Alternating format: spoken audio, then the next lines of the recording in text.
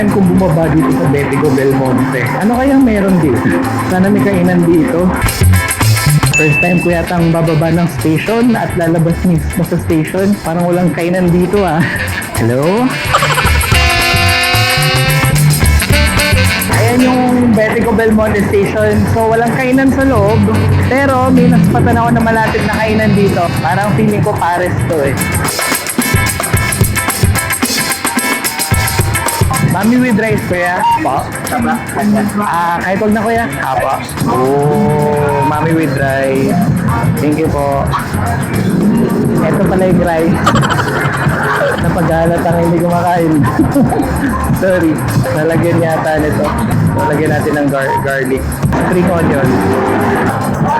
Chili. Pepper. Ay, thank you, kuya. Dito lang si kuya sa may baba ng Betigo Belmonte Station. Sarap? Ay, hindi, wala pa, malayo pa. Ito yung mami.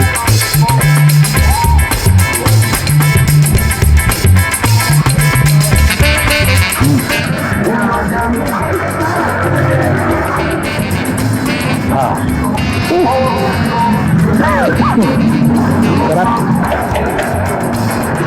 Grabe. Ginuguhit yung mga condiments. Lagyan natin yung rice natin. Alam mo, parang ito yung masasabi mo na hindi nakakasawa kainin. It's because iba't ibang flavor yung natitikman mo. Di ba sabi ko sa'yo, first time kong bumaba dito sa may Betigo, wala kasi masyadong tao rin eh. Kaya siguro hindi na rin sila naglagay ng mga food stall. May soft drinks kaya sila, kuya. Kuya, may soft drinks kayo? Ang sila. Pwede ito po. Magkano po, kuya? Magkano po? Kompleto, may mountain dew din si kuya. Sarap. Alam mo yung naghahalo yung anghang, yung init at saka yung lamig na kinakain natin.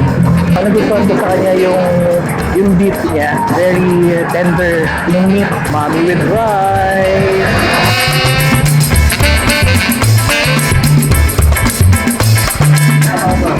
Po, okay na po. Thank you po.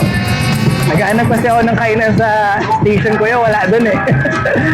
Yung nakita ko yung payo mo, sabi ko na buti lang may pares dito sa baba. Kaya nga yung